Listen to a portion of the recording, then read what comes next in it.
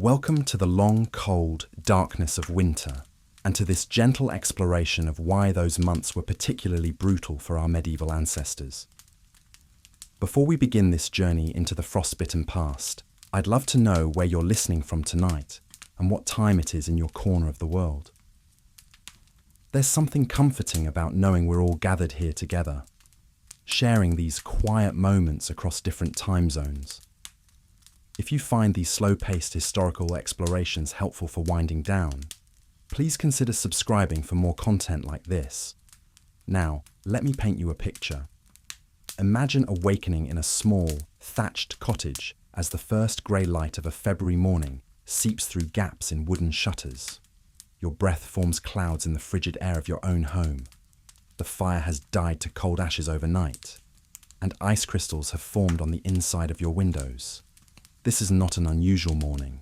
This is simply winter in medieval Europe, and it will continue like this for months. The relentless cold. The medieval world experienced what we now call the Little Ice Age, roughly spanning from the 14th to the 19th centuries. During this period, average temperatures dropped significantly below what people had known in previous generations. Rivers that had flowed freely for centuries began freezing solid. The Thames in London became so thoroughly frozen that entire winter markets were held on its surface, complete with roasting oxen and blazing bonfires. But for the common people, this wasn't a charming winter festival. It was a daily battle against an enemy that never retreated. Unlike today, where we can adjust a thermostat or add another layer from our well-stocked closets, medieval people had precious few defences against the cold. Their homes were simple structures, often with walls of wattle and daub, essentially sticks and mud, that provided minimal insulation. Windows, if they existed at all, were covered with oiled cloth or animal membranes rather than glass, which was a luxury beyond most people's reach. Heat came from a single fire, usually in the centre of the main room, and the smoke had to find its way out through holes in the roof or crude chimneys. The struggle for warmth. Fuel for fires was not unlimited. Wood had to be gathered from increasingly distant forests, as local supplies were quickly depleted. In many regions, common people were forbidden from cutting wood in forests owned by nobles, leaving them to scavenge for fallen branches and scraps. Peat, where available, burned slowly but produced less heat than wood. Families would huddle together for warmth, often sharing beds not out of choice but out of necessity. Multiple generations might sleep in the same room, with animals brought inside to contribute their body heat. The smell of unwashed bodies, wet wool, and animal waste created an atmosphere that was stifling in its own way, yet still bitterly cold. Clothing offered little protection. Most people owned only one set of garments, made from coarse wool that became stiff and uncomfortable when wet, which was often, given the damp conditions of medieval homes. Undergarments were a luxury few could afford. Feet were particularly vulnerable. Shoes, if owned at all, were often simple leather coverings that provided little insulation against frozen ground. The food crisis of winter. But perhaps nothing made medieval winters more miserable than the constant spectre of hunger. Winter was when the previous year's harvest had to sustain entire communities until the next growing season, a period that could stretch for 6 months or more in northern regions. Food preservation was primitive and unreliable. Meat was salted or smoked, often becoming so tough and salty that it was barely edible. Vegetables were stored in root cellars when possible, but many spoiled before spring arrived. Grains were precious and carefully rationed, often mixed with less nutritious fillers like ground acorns or even sawdust to make them last longer. A typical winter meal for a peasant family might consist of a thin porridge made from whatever grains remained, perhaps flavoured with a bit of salted pork if they were fortunate. Bread, when available, was coarse and dark, made from rye or barley rather than wheat. Fresh foods were a distant memory by midwinter, leading to widespread nutritional deficiencies.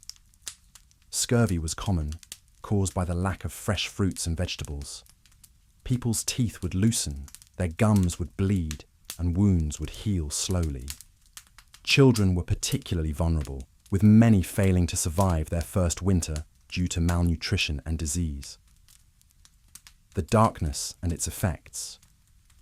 Modern people sometimes forget just how dark winter was before electric lighting.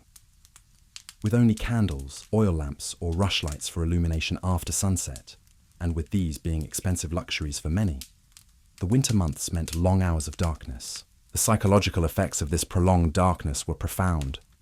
People went to bed shortly after sunset and rose well before dawn, but the quality of sleep was poor in cold, uncomfortable conditions. Depression and lethargy were common, though not understood in medical terms. Work had to continue despite the conditions. Farmers still needed to care for their animals, though many livestock didn't survive the winter. Craftspeople worked in poorly lit, freezing workshops. Even simple tasks like fetching water became ordeals when wells froze and streams turned to ice. Disease and death winter was the season when death visited most frequently. The combination of cold, malnutrition, and crowded living conditions created perfect breeding grounds for disease. Respiratory illnesses swept through communities, and what we might consider minor ailments today often proved fatal. Influenza was particularly deadly, as weakened immune systems couldn't fight off the infection. Pneumonia claimed many lives, especially among the elderly and very young. Tuberculosis thrived in the damp, poorly ventilated homes where people spent most of their time. Childbirth in winter was especially perilous. Women who went into labour during the coldest months faced additional risks from the harsh conditions. Infant mortality rates soared during winter months, and many families faced the heartbreak of losing children to the cold and hunger. The social fabric under strain. Winter tested not just individual endurance but the bonds that held communities together. Resources were scarce, and the temptation to hoard what little one had was strong. Yet survival often depended on cooperation and sharing. Neighbours might take turns hosting gatherings where people could share body heat and conserve fuel. Communities would come together to care for orphaned children or elderly people who couldn't care for themselves. These acts of kindness were often the difference between life and death. However, winter also brought out darker impulses. Crime rates often increased as desperate people stole food or fuel. Family tensions ran high in cramped, cold quarters, where privacy was impossible and nerves were frayed by constant discomfort. The role of faith. For medieval people, winter was not just a physical ordeal, but a spiritual test.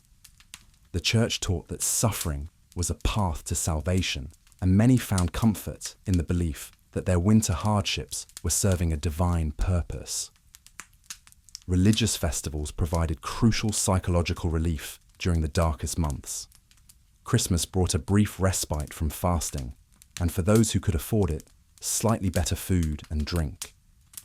Candlemas in February offered hope that spring was approaching. These celebrations were lifelines of joy and community in otherwise bleak months. Monasteries and churches often served as refuges for the most desperate, providing food and shelter when possible. The concept of Christian charity was particularly important during winter, when the difference between generosity and selfishness could literally mean the difference between life and death for one's neighbours. The wealthy and their struggles. Even the nobility and wealthy merchants, with their stone castles and manor houses, faced significant challenges during medieval winters. While they had better access to food and fuel, their large stone buildings were notoriously difficult to heat. Castle walls, built for defence rather than comfort, conducted cold efficiently. Great halls might have enormous fireplaces, but the heat rarely extended far from the hearth. Servants would hang tapestries and bring in braziers, but drafts and cold spots were constant problems. The wealthy could afford more elaborate clothing, fur-lined cloaks, leather boots, woolen undergarments. But they were still limited by the technology of the time. Even kings and queens struggled with the cold, and royal accounts from the period frequently mention expenditures for enormous quantities of firewood and charcoal. The long wait for spring. Perhaps the most psychologically challenging aspect of medieval winters was their seeming endlessness. Without accurate weather forecasting, people never knew when the cold spell might break. Spring could come early or late, and false springs, warm periods followed by renewed cold, could be devastating for both crops and morale. The first signs of spring were watched for with desperate attention.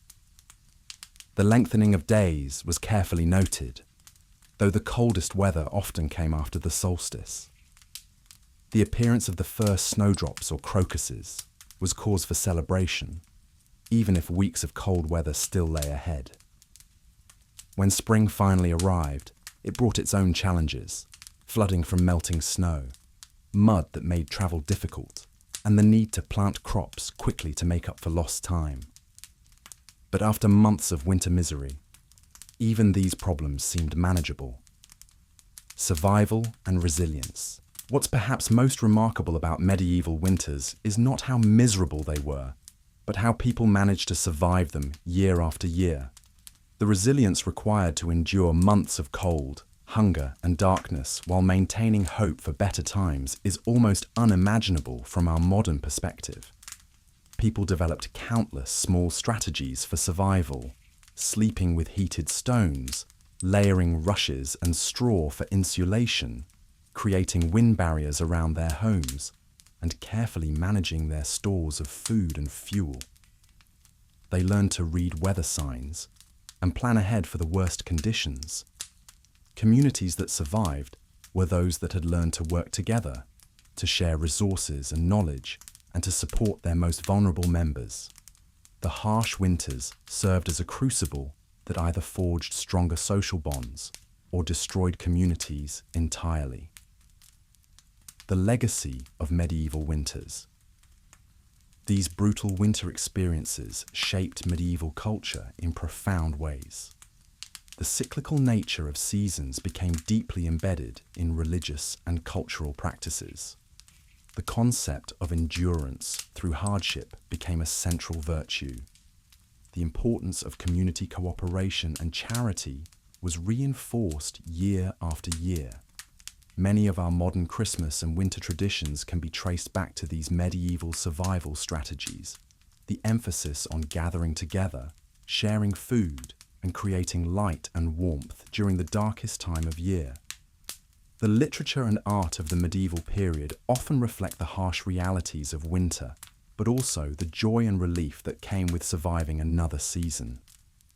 The appreciation for simple pleasures, a warm fire, a full belly, a dry shelter, was heightened by the knowledge of how precious and precarious these comforts were. Conclusion. As we drift towards sleep in our heated homes, it's worth reflecting on the extraordinary challenges our medieval ancestors faced each winter. Their struggles remind us not to take our modern comforts for granted, but also inspire us with their remarkable capacity for endurance, community support, and hope in the face of seemingly insurmountable hardship. The medieval winter was a test of everything that makes us human: our ability to plan and prepare, to care for one another, to find meaning in suffering, and to maintain faith that better times will come. In their quiet courage through those long, cold months, our ancestors left us a legacy of resilience that continues to inspire us today.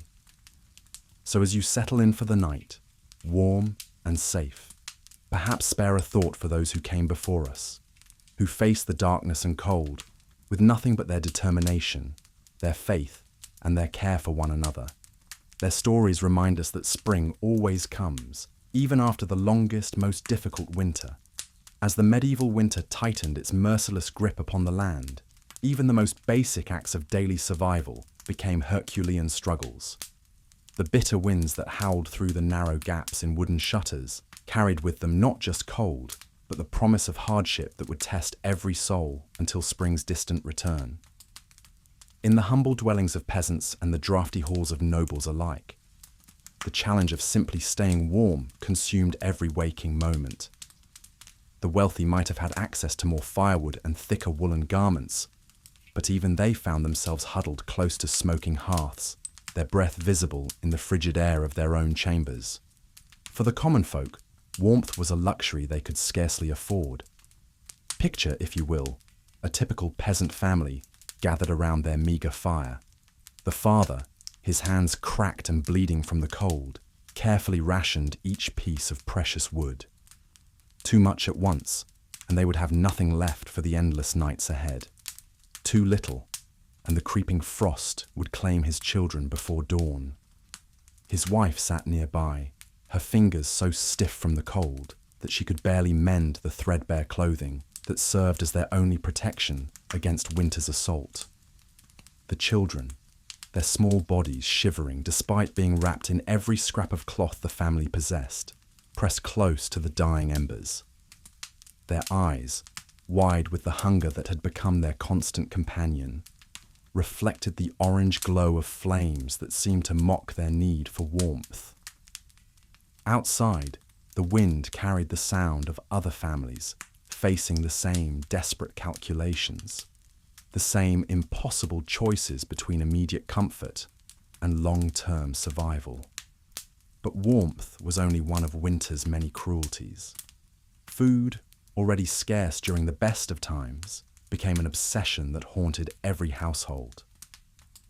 The harvest stores that had seemed adequate in autumn now appeared pitifully small against the backdrop of months yet to endure. Every grain of wheat, every preserved vegetable, every strip of salted meat had to be carefully counted and recounted, portioned out with the precision of a miser counting his last coins. The daily meal, if it could even be called that, consisted of thin porridge made from whatever grains could be spared, perhaps flavoured with a few dried herbs or a precious pinch of salt. Bread, when available, was dense and dark, made from coarse flour that left gritty residue between the teeth. Meat was a memory, a luxury reserved for the feast days that seemed impossibly distant in the depths of winter's reign. Children learned early the bitter lessons of scarcity. They understood that crying for more food would bring nothing but their parents' anguish, for there simply was no more to give. Instead, they learned to savour every morsel, to make their small portions last as long as possible, to find satisfaction in the warmth of thin broth rather than its substance. Their games became elaborate fantasies of spring feasts, imaginary banquets that sustained their spirits when their bodies could not be sustained. The elderly faced perhaps the cruelest fate of all. Their aged bodies, already weakened by years of hardship, struggled to maintain the heat necessary for survival. Many families faced the heartbreaking reality that their grandparents might not see another spring. In the coldest nights, entire families would huddle together, sharing their combined body heat in a desperate attempt to keep the most vulnerable among them alive until dawn. Disease stalked the winter months with particular ferocity. The close quarters necessitated by the need for warmth created perfect conditions for illness to spread. A simple cough could quickly become a household plague, moving from person to person with devastating efficiency. Without access to proper medicine or understanding of hygiene, families could only pray and hope that their loved ones would recover, knowing that each lost member meant not only grief, but also the loss of precious warmth and shared resources. The winter of 1348 brought particular horror to the village of Ashwood, where young Thomas the miller watched helplessly as his entire family succumbed to a fever that had swept through their cramped dwelling. First his youngest sister, then his mother, then his father, until only Thomas remained, alone in a house that had once been filled with laughter and love. He continued to tend the mill, grinding what little grain the villagers brought him. his hollow eyes reflecting the emptiness that winter had carved into his soul. Water, the most basic necessity of life, became another battlefield in winter's war against humanity. Wells froze solid, their surfaces covered with ice too thick to break, with the simple tools available to most peasants. Rivers and streams became treacherous paths of slippery ice, rather than sources of life-giving water. Families were forced to melt snow and ice, a process that consumed precious fuel and yielded water that was often contaminated with the filth and debris of the frozen landscape. The process of obtaining water became a daily ordeal. Women and children would venture out into the bitter cold, carrying whatever vessels they could find, chipping away at frozen surfaces with tools that cut their hands and left them bleeding in the snow. The water they managed to collect was often cloudy and foul-tasting, but it was water nonetheless, and in winter, even the most unpalatable sustenance was a gift. Sanitation, already a challenge in medieval times, became nearly impossible during the harsh winter months. Chamber pots froze solid, their contents creating a health hazard that families had no choice but to endure. The practice of simply throwing waste into the streets, already problematic, became even more dangerous, as the frozen refuse accumulated in growing mounds that would not decompose until spring's warmth returned. The air inside medieval dwellings grew thick with the smell of unwashed bodies, animal waste, and the smoke from fires that burned whatever could be found. Ventilation was a luxury that would let precious warmth escape, so families chose to endure the fetid atmosphere rather than risk the cold that waited outside their walls. This toxic environment weakened immune systems and created breeding grounds for disease, adding yet another layer to winter's assault on human survival. Despite these overwhelming hardships, medieval people found ways to create moments of warmth and community that sustained them through the darkest months. Neighbours would gather in the largest available space, combining their resources to create shared fires that could warm more people with less fuel. These gatherings became opportunities for storytelling, singing, and the sharing of whatever meagre provisions could be spared. The tradition of wassailing emerged from these desperate times, as groups of villagers would travel from house to house, singing songs and offering blessings in exchange for whatever small hospitality could be provided. A cup of warm ale, a crust of bread, or simply the warmth of a fire became precious gifts that connected communities in their shared struggle against winter's tyranny. Religious observances took on particular significance during the winter months. The celebration of Christmas provided a brief respite from the relentless hardship, a time when even the poorest families would attempt to create something special from their limited resources. Churches became refuges not just for spiritual comfort, but for physical warmth, as the larger spaces could be heated more efficiently and provided gathering places for communities to support one another. The Feast of Candlemas in February marked a crucial turning point in the medieval winter calendar. The blessing of candles represented hope for the return of light and warmth, and families would carefully preserve these blessed candles to burn during the darkest and coldest nights.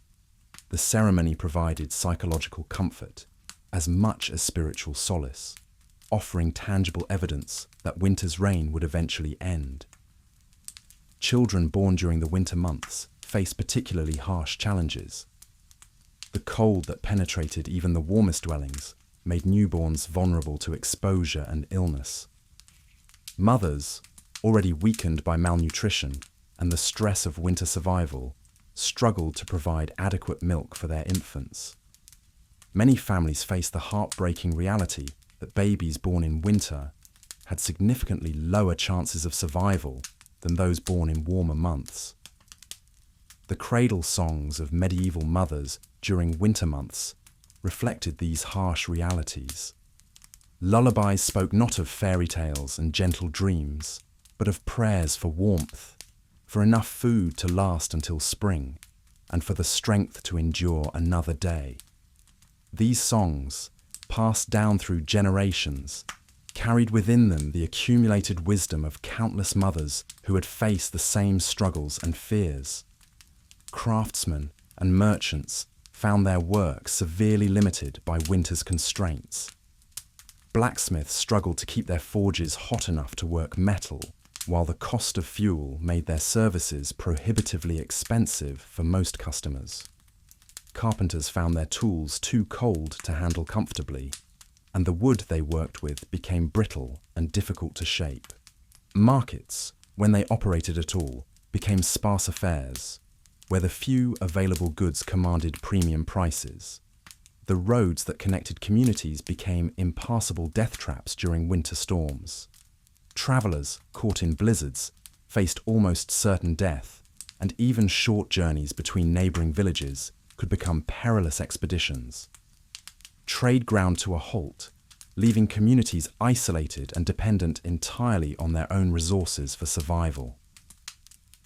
The economic impact of these winter disruptions rippled through medieval society, affecting everyone from kings to peasants.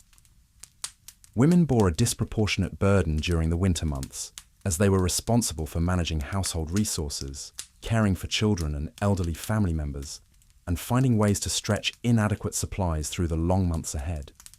Their skills in food preservation, clothing repair, and resource management often meant the difference between family survival and tragedy. Yet their contributions were rarely recognized or celebrated, taken for granted as simply part of their expected duties. The isolation imposed by winter weather had profound psychological effects on medieval people. The combination of physical discomfort, constant hunger, and the pressure of survival created conditions that would challenge even the strongest minds. Depression, though not understood in modern terms, was a common companion during the winter months. Families would sometimes go days without speaking, conserving even the energy required for conversation. Violence within households often increased during the winter months, as the stress of survival and close quarters created tensions that could explode into physical conflict. The records of medieval courts show a notable increase in domestic disputes during winter, though many cases likely went unreported as families were reluctant to involve outside authorities in their private struggles for survival. The end of winter was greeted with celebrations that reflected the profound relief of having survived another season of hardship. The first signs of spring, the appearance of early flowers, the return of migratory birds, the gradual warming of the air, were observed with an intensity that modern people might find difficult to understand. These natural phenomena represented not just change, but deliverance from months of suffering and fear. Plough Monday, typically falling in early January, marked the symbolic beginning of the agricultural year and the first step toward eventual escape from winter's grip. Even though the worst of winter weather still lay ahead, the ceremony of blessing the ploughs and preparing for eventual spring planting provided hope and purpose that sustained communities through the remaining cold months. The medieval experience of winter was fundamentally different from our modern understanding of the season. Where we might see winter as an inconvenience or even a source of beauty and recreation, medieval people saw it as an annual trial that tested their very right to exist. Every winter was a siege that had to be endured, a battle that claimed casualties among the weak, the old, and the unlucky. Yet, in their struggle against winter's cruelties, medieval people developed a resilience and community spirit that sustained them through unimaginable hardships. They learned to find joy in the smallest comforts, to create warmth through human connection when physical warmth was impossible to maintain, and to face each new day with the determination necessary for survival. The legacy of these medieval winters lives on in our cultural memory, in the traditions and customs that originated as survival strategies during humanity's darkest and coldest months. The emphasis on family gatherings, the importance of sharing resources with those in need, and the celebration of light during the darkest times all trace their roots back to the desperate winters when these practices meant the difference between life and death. As we settle into our warm homes this winter, with heat that flows at the touch of a button and food that appears with the swipe of a card, we might pause to remember those who came before us.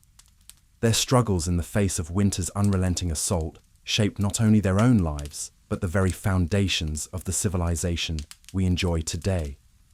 In their endurance, we find inspiration. In their suffering, we find perspective. And in their ultimate survival, we find hope for our own ability to face whatever challenges may come. The medieval winter was more than a season. It was a teacher, a test, and ultimately, a testament to the indomitable nature of the human spirit. Those who lived through these trials and passed down their stories have given us a gift of understanding about what it truly means to persevere in the face of overwhelming odds. As winter's grip tightened across the medieval landscape, the very air itself seemed to turn against those struggling to survive. The cold was not merely an inconvenience, but a relentless adversary that crept into every corner of daily existence, transforming even the simplest tasks into battles for survival. In the pre-dawn darkness of a February morning, a peasant woman named Margot wrapped her threadbare cloak tighter around her shoulders as she ventured outside to tend to her meagre livestock. The frost bit at her exposed fingers as she broke the ice that had formed overnight in the animal's water trough. Each breath sent clouds of vapor into the bitter air, and she could feel the cold seeping through the gaps in her worn leather shoes, numbing her feet until they felt like blocks of wood. The animals themselves were suffering terribly. Her lone cow, once plump from summer grazing, now stood gaunt and shivering in the crude shelter that barely protected it from the wind. Its ribs showed prominently beneath its winter coat, and its eyes held a dull resignation that mirrored the expression of so many during these harsh months. The few chickens that had survived thus far huddled together for warmth, their egg production having ceased entirely weeks ago. Inside the single-room dwelling that housed Margot's family, the situation was scarcely better. The central hearth, around which the entire household revolved during winter, burned with whatever fuel they could gather. Often this meant burning furniture, old clothes, or even dried animal dung when wood became too precious to spare. The smoke from these makeshift fires was acrid and choking, filling the small space with a haze that stung the eyes and burned the throat. The family's winter diet had grown increasingly desperate as the cold months wore on. The carefully preserved foods from autumn, the salted pork, dried peas, and stored grains, were now running dangerously low. What remained was often of questionable quality. The bread, made from grain that had been stretched with sawdust and ground acorns, was nearly inedible, requiring long soaking in weak ale just to make it soft enough to chew. Margot's youngest child, barely 3 years old, had developed a persistent cough that echoed through the nights. Without proper nutrition or warmth, the child's body struggled to fight off the illness that seemed to claim so many during the winter months. Medieval understanding of medicine offered little hope. The local wise woman had suggested burning herbs to cleanse the air, but herbs were another precious commodity that few could afford to waste. The psychological toll of winter was perhaps as devastating as the physical hardships. The seemingly endless stretch of short, grey days and long, bitter nights created a sense of despair that settled over entire communities like a suffocating blanket. People spoke in hushed tones about those who had simply given up, lying down in their beds and refusing to rise, as if they had surrendered to winter's relentless assault. Yet even in these darkest moments, medieval communities found ways to sustain hope and maintain their bonds with one another. Neighbours would take turns sharing the burden of gathering fuel, with groups of men venturing into the forest together to collect fallen branches and dead wood. These expeditions were dangerous not only because of the cold, but because the forests belonged to the nobility, and being caught taking wood without permission could result in severe punishment. Women gathered in small groups to share the work of spinning and mending, their fingers working by the dim light of rush candles while they told stories and sang old songs to keep their spirits up.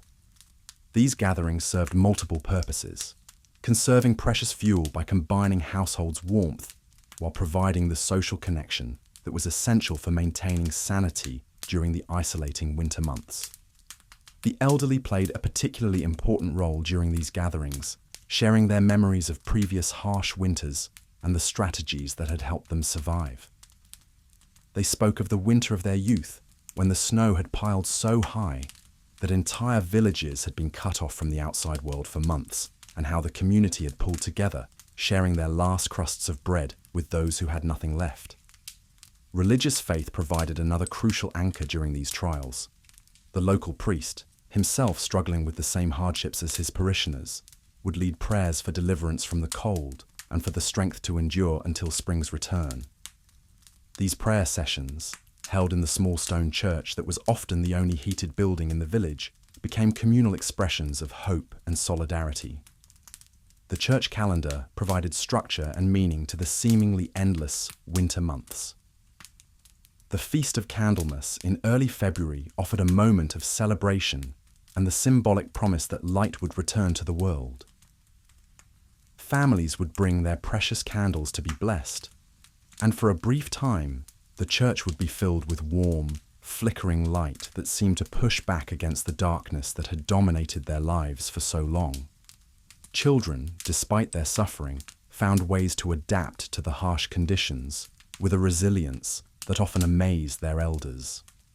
They created games from icicles, built snow fortresses when their energy allowed, and listened with wide eyes to the stories told during the long evenings.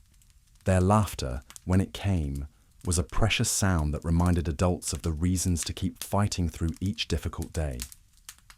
The arrival of travelling merchants or pilgrims during winter was a rare but celebrated event. These hardy souls brought not only goods that might be traded for essential supplies, but also news from the outside world and stories of other places.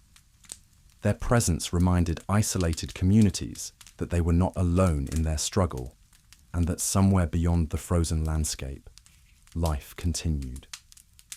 As February slowly gave way to March, subtle signs began to appear that winter's power was finally beginning to wane.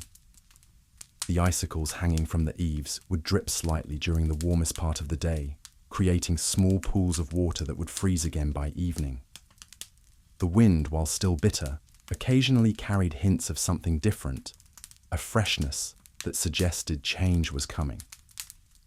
These tiny signs were watched for eagerly by people who had learned to read the natural world with the intensity of scholars studying ancient texts. They knew that winter's retreat would be gradual and that there would likely be more harsh weather to endure, but each small indication of change was treasured like a precious gift. The community bonds forged in winter's crucible often proved to be among the strongest and most enduring relationships in medieval society. Families who had shared their last meal with hungry neighbours, friends who had risked punishment to gather fuel for each other's fires, and entire villages that had pulled together to ensure that no one died alone in the cold. These connections formed the foundation of social structures that would endure long after the snow had melted. For those who survived the winter, there was a profound appreciation for life's basic pleasures that is difficult for us to imagine today.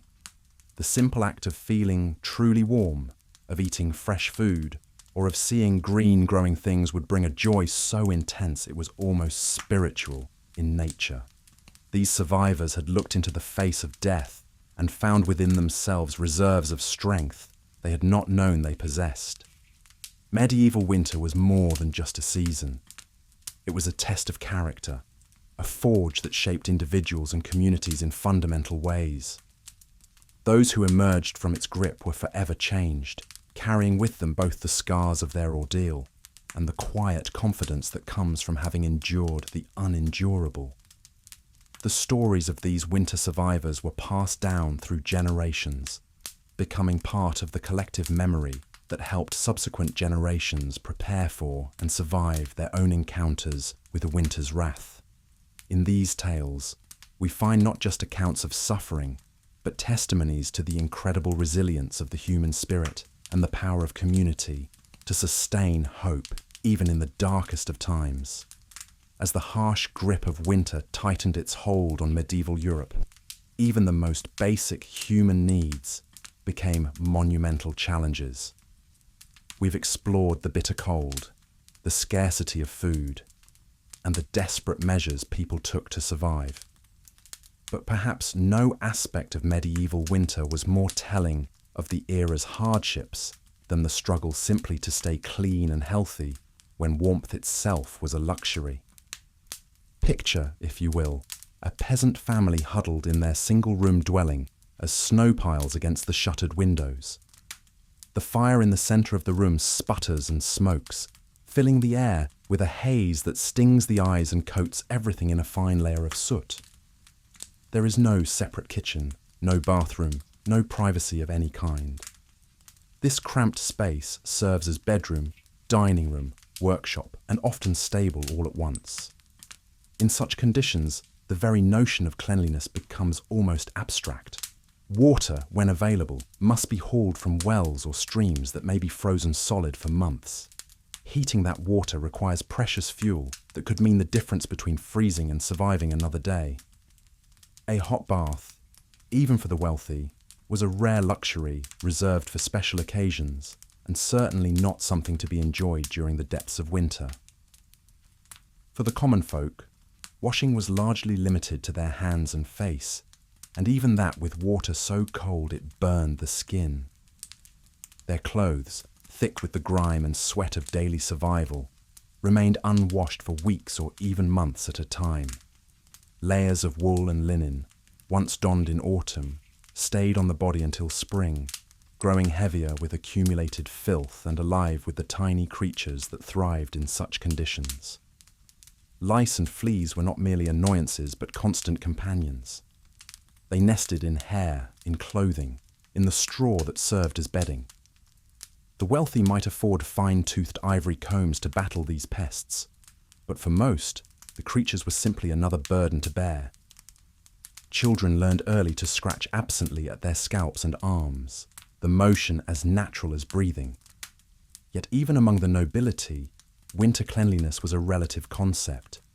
In the great stone castles that dotted the landscape, draughty chambers and icy corridors made bathing an ordeal to be endured rather than enjoyed. Lady Eleanor of Aquitaine herself was known to remark that she had not seen her own bare feet from November to March. So thoroughly was she bundled against the cold. The castle's garderobe, that primitive ancestor of the bathroom, was little more than a shaft built into the thick stone walls. In winter, it became a torturous experience, with icy winds whistling up from below and frost forming on the wooden seat. Many nobles preferred chamber pots kept close to the fire, though the servants who had to empty these vessels faced their own frozen misery, trudging through snow-covered courtyards. But perhaps most challenging of all was the care of the sick during these bitter months. When illness struck, as it so often did in the close, unsanitary quarters where people sheltered, there was little that could be done. The traditional remedies of medieval medicine, bleeding and purging, seemed particularly cruel when applied to bodies already weakened by cold and hunger. A fever that might have been manageable in summer became life-threatening when the patient shivered in a damp, freezing room. Wounds that might have healed cleanly in warmer months festered in the filth and cold. The elderly and the very young, already vulnerable, found themselves fighting not just disease, but the relentless assault of winter itself. In monasteries and convents, where discipline and routine governed daily life, even the most devout struggled with winter's demands. The rule of St. Benedict called for regular washing and clean habits. But when the water in the washing basins froze solid and the soap became too hard to use, even monks found themselves compromising their ideals. Brother Thomas of Canterbury wrote in his winter journal of 1347 that the brothers had taken to warming their washing water over the altar candles, the only reliable source of flame in the chapel. The psychological toll of such conditions cannot be understated. Modern minds can barely comprehend the constant discomfort, the itching, the stench, the feeling of being trapped within one's own increasingly filthy skin. Depression and despair were common winter ailments, though they had no names then, only the understanding that some souls grew dark when the sun disappeared and the world turned white and dead. Women bore perhaps the greatest burden in maintaining what cleanliness was possible. It fell to them to tend the sick, to manage the washing, to keep some semblance of order in households that grew more chaotic as winter deepened. They would heat stones by the fire and wrap them in cloth to warm beds, or melt snow in precious metal pots to provide water for the most basic washing. The wealthy might employ servants for such tasks, but even servants were human, and the endless cycle of hauling water, tending fires, and battling the encroaching filth wore down even the strongest spirits. Many a serving girl was found weeping over a pile of frozen laundry, her hands too numb to continue her work. Children, resilient as they were, adapted to these conditions with the remarkable flexibility of youth. They played games involving lice-catching contests, made dolls from rags too dirty for any other use, and learned to sleep through the sounds of coughing, snoring, and the scurrying of rats in the walls. Yet even in these dire circumstances, there were small victories, tiny assertions of human dignity against the overwhelming force of winter. A merchant might pay dearly for a small piece of soap from distant lands, using it sparingly to wash his hands before meals. A mother might save precious warm water to bathe her infant, even as she herself remained unwashed for weeks. In the great cities, where people lived stacked atop one another in timber buildings that groaned and swayed in winter winds, the problems multiplied. Human waste, frozen solid, accumulated in courtyards and alleys, until spring's thaw would release months of accumulated filth in a torrent of disease. The wealthy fled to their country estates when possible, leaving the poor to endure the urban nightmare of medieval winter sanitation. The church, ever present in medieval life, preached that cleanliness was next to godliness, but also taught that suffering purified the soul. This created a complex relationship with winter's hardships. Some saw their unwashed state as a form of penance, a sharing in the sufferings of Christ. Others viewed it as a test of faith, believing that those who endured would be rewarded in the afterlife. St. Francis of Assisi famously referred to his body as brother ass, treating it with a mixture of affection and disdain. His followers, the Franciscans, often embraced poverty and discomfort as spiritual disciplines. During winter, when comfort was scarce anyway, such attitudes provided some solace. If one chose to be uncomfortable, the reasoning went, then winter's hardships became acts of devotion rather than mere suffering. But for most people, there was no such philosophical comfort. They endured because they had to, because the alternative was death, because spring would eventually come, and with it the possibility of renewal.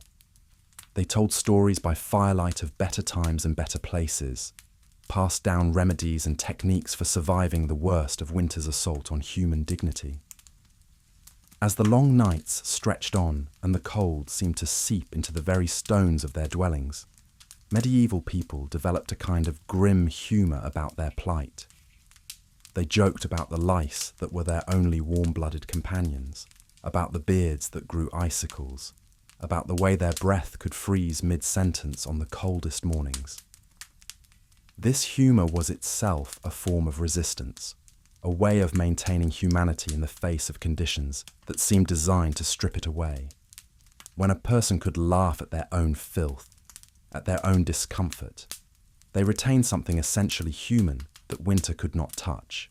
And so they endured, these hardy souls, through months of cold and darkness and accumulated grime, knowing that somewhere beyond the frozen horizon, spring waited with its promise of warmth and water, and the chance to be clean again. The bitter months of January and February brought with them a peculiar silence that settled over the medieval world like a heavy woolen cloak. It was during these deepest winter weeks that the true character of medieval society revealed itself, not in the grand gestures of kings or the proclamations of bishops, but in the quiet acts of endurance that played out in countless, humble dwellings across the frozen landscape. In the manor houses of the lesser nobility, where stone walls wept with condensation and tapestries hung damp and mouldering, the winter took on a different quality than in the hovels of the peasantry, yet it remained no less challenging. Lady Margaret of Ashford, whose husband had departed for court business in November, found herself managing an estate with dwindling stores and increasingly restless servants. The great hall, once warmed by massive oak logs, now made do with smaller fires as the wood stores ran perilously low. Each morning she would walk the corridors wrapped in furs that had belonged to her grandmother, checking on the household's welfare with the methodical care of someone who understood that survival depended on vigilance. The servants, those invisible hands that made medieval life possible, faced their own particular hardships. In the kitchens, where the cooks struggled to create appetizing meals from increasingly sparse ingredients, creativity became a matter of necessity rather than artistry. Dried herbs that had seemed abundant in autumn now required careful rationing. The root cellars, once filled with turnips, parsnips, and stored apples, began to show gaps where provisions had been consumed or spoiled. Kitchen maids would sort through stored grains by candlelight, picking out weevils and discarding mouldy portions with the practiced efficiency of those who knew that waste could mean hunger. In the scriptorium of the local monastery, Brother Thomas bent over his illuminated manuscripts with fingers so stiff from cold that he could barely hold his quill. The ink, mixed with gall and iron, would sometimes freeze in its well, forcing him to work in brief sessions between warming his hands over a small brazier. Yet the work continued, for books were treasures that transcended the seasons, and the copying of sacred texts was considered a holy duty that could not be abandoned merely for comfort. The monastery's library, with its collection of precious volumes, represented one of the few places where knowledge survived the harsh realities of medieval winter. The abbey's infirmary told its own story of winter's toll. Brother Benedict, the monastery's physician, tended to a steady stream of ailments that seemed to worsen as the cold deepened. Chilblains affected nearly everyone who ventured outdoors regularly, causing painful swelling of fingers and toes. Respiratory ailments, from simple coughs to more serious lung infections, spread through communities with frightening efficiency. The monk's medical knowledge, drawn from classical texts and generations of practical experience, offered limited remedies. Herbal preparations made from dried plants gathered the previous summer provided some relief, but the fundamental challenge remained. In a world without understanding of germs or effective treatments, illness often meant a slow decline that lasted throughout the winter months. Yet even in the depths of these trials, medieval people found ways to mark time and maintain hope. The Feast of Candlemas, falling on February 2nd, brought a brief brightening to the winter gloom. In churches across Europe, candles were blessed in ceremonies that symbolized the presentation of Christ at the temple, but more practically, they represented light returning to a world shrouded in darkness. Families would bring their own candles to be blessed, then carry them home to light their humble dwellings. The warm glow of blessed candles seemed to push back not just the physical darkness, but the spiritual weight of winter's oppression. In the villages, where life moved to rhythms older than Christianity, February brought its own quiet observances. Weather lore, passed down through generations, offered both guidance and comfort. If Candlemas Day be fair and bright, winter will have another flight. Such sayings provided a framework for understanding the capricious nature of late winter weather, when false springs could give way to renewed cold snaps that tested both crops and spirits. The village smithy, one of the few places guaranteed to be warm throughout the winter, became an informal gathering place for those who could spare time from their daily survival tasks. The blacksmith, his forge glowing like a beacon in the winter landscape, would work on essential repairs that had been deferred during the busier seasons. Ploughshares needed mending, horseshoes required replacement, and the countless metal implements that made medieval life possible demanded attention. Around the forge, men would gather to share news, tell stories, and simply absorb some precious warmth. These informal gatherings served a social function as vital as any formal feast, providing human connection during the isolating months of winter. For the women of medieval society, winter brought its own particular challenges and rhythms. In the great halls and humble cottages alike, the season was dominated by textile work that could be done indoors. Spinning wheels hummed constantly as wool was transformed into thread, and looms clattered as that thread became cloth. This was not merely busy work, but essential production that would provide clothing and household goods for the coming year. The soft susurrus of women's voices, sharing stories and songs as they worked, created its own warmth in cold rooms. These gatherings, whether formal or informal, represented one of the few times when women could speak freely among themselves, sharing knowledge about everything from medicinal herbs to the management of difficult husbands. Children, those most vulnerable members of medieval society, faced winter with a resilience that seems remarkable from our modern perspective. In peasant families, children old enough to help would participate in the daily tasks of survival, gathering kindling, tending animals, or helping with food preparation. For them, winter was not a season of play and leisure, but a time of learning the skills they would need to survive as adults. Yet childhood has its own capacity for finding joy in the smallest things. A rare snowfall might provide an opportunity for play, even if only briefly. Icicles became temporary toys, and the patterns of frost on windows could spark imagination, even in the dreariest circumstances. The castle's solar, that private chamber where the lord's family could retreat from the public spaces of medieval life, represented a different kind of winter experience.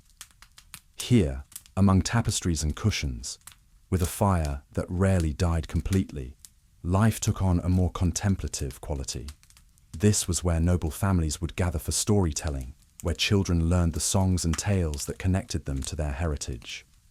The tradition of courtly romance, with its elaborate tales of chivalry and adventure, found its perfect setting in these winter chambers, where reality could be temporarily suspended in favor of dreams of spring and renewal. Yet even in these privileged spaces, winter made its presence felt.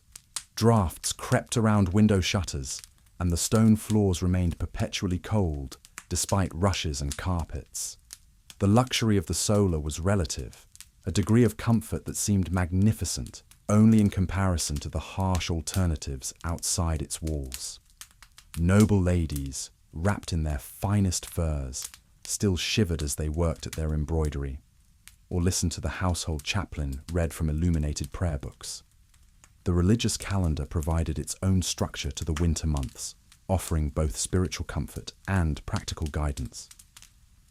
The season of Lent, beginning in late February or early March, brought its own challenges as the church mandated fasting and abstinence during the very time when food stores were at their lowest. Yet, this timing was not accidental. The church understood that physical deprivation could be transformed into spiritual discipline, that the very hardships of late winter could be given meaning through religious observance. For many medieval people, the knowledge that their suffering served a higher purpose provided the strength needed to endure. The monastery's kitchen during Lent presented its own unique challenges. Brother Paul, the monastery's cook, had to create satisfying meals without meat, dairy, or eggs during the very season when such restrictions were most difficult to bear. Fish, when available, provided protein, but the preservation methods of the time meant that most fish was heavily salted, dried, or pickled. Vegetables from the monastery's stores, carefully preserved since the autumn harvest, were supplemented with whatever could be found or purchased from travelling merchants. The creativity required to make such limited ingredients appealing was considerable, and many monastic communities developed elaborate traditions around Lenten cooking that emphasized both simplicity and sustenance. As February slowly gave way to March, subtle changes began to appear in the medieval landscape. Days grew imperceptibly longer, and occasionally the sun would break through the grey clouds with a strength that hinted at the warmth to come.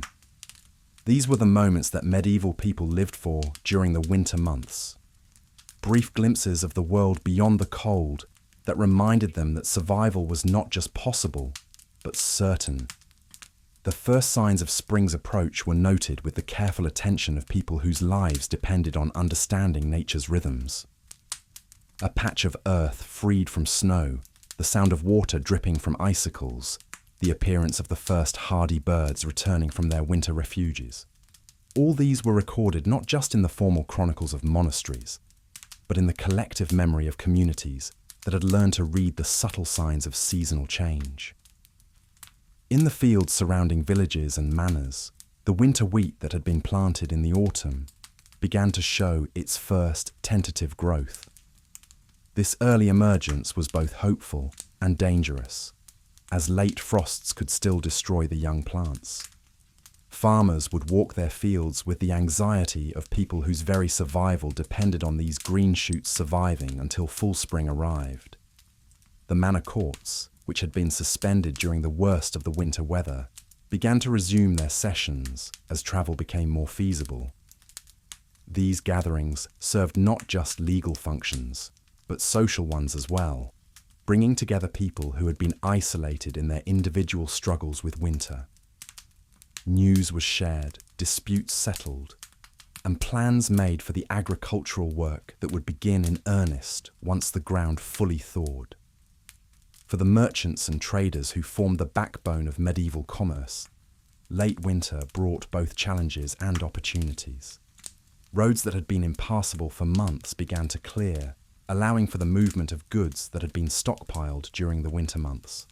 The first brave traders to venture out after winter could command premium prices for their goods, but they also faced considerable risks from weather, bandits, and the simple uncertainties of travel in an age when a journey of 50 miles could take several days and require careful planning. The medieval church, with its massive stone walls and soaring spaces, presented its own microclimate during the winter months. Morning prayers in the cathedral required genuine devotion, as the faithful gathered in spaces so cold that their breath was visible, and their fingers could barely manage the pages of prayer books.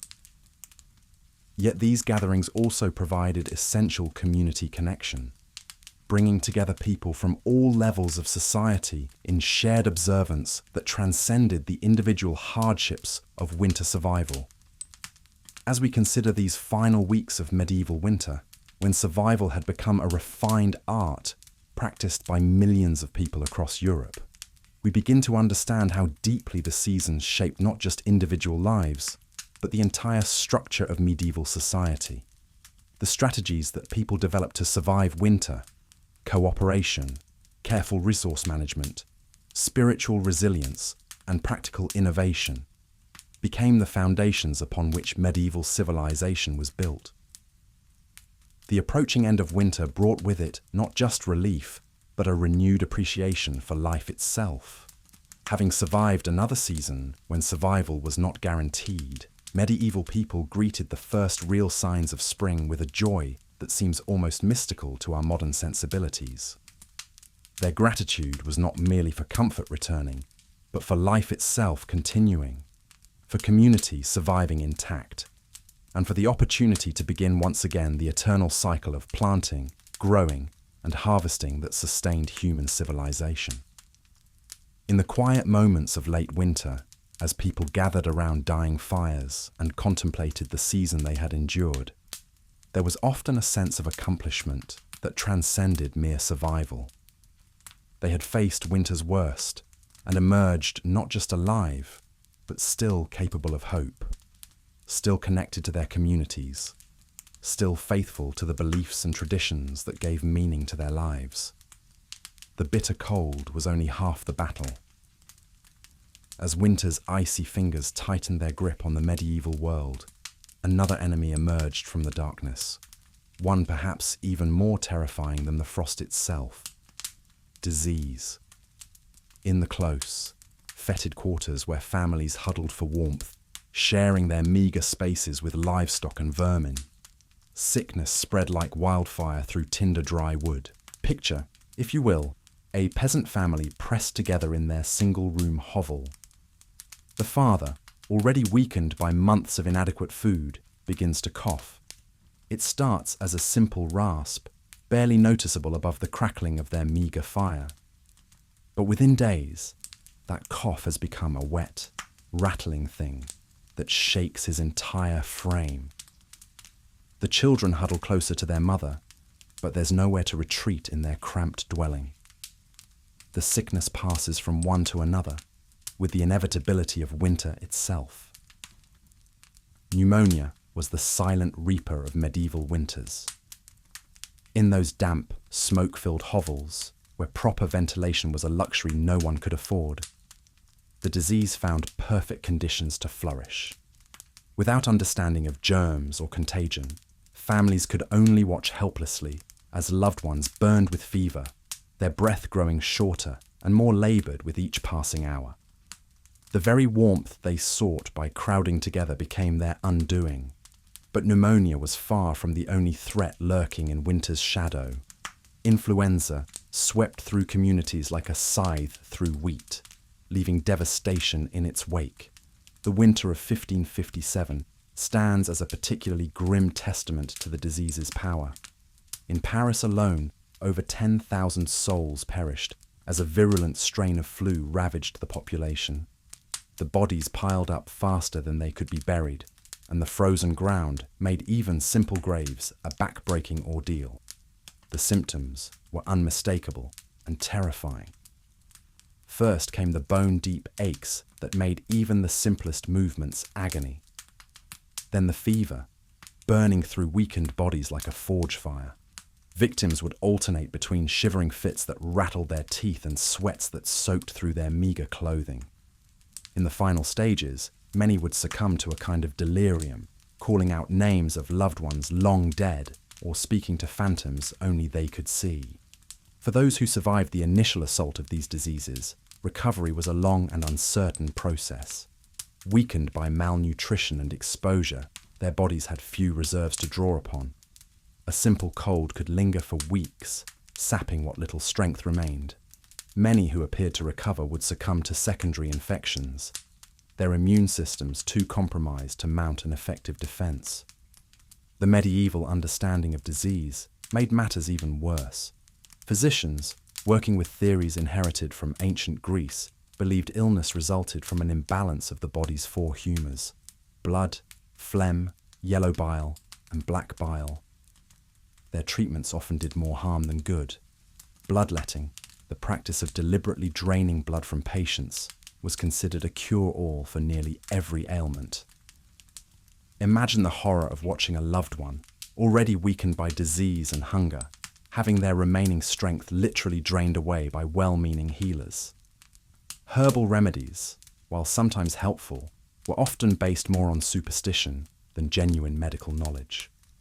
Willow bark, which we now know contains compounds similar to aspirin, might provide some relief, but for every useful herb, there were dozens of useless or even harmful concoctions. Patients might be given mixtures containing mercury, lead, or other toxic substances, all in the desperate hope of driving out the sickness. The psychological toll of winter illness was perhaps as devastating as the physical suffering. In communities where everyone knew everyone else, watching neighbours and friends succumb to disease created a pervasive atmosphere of dread. Children learned early that winter meant not just cold and hunger, but the very real possibility that some of the faces around their hearth might not see spring. Parents faced impossible choices during plague years. Do you risk exposure by seeking help from a physician, who might do more harm than good? Do you share your family's meager food stores with a sick neighbor, knowing it might mean your own children go hungrier?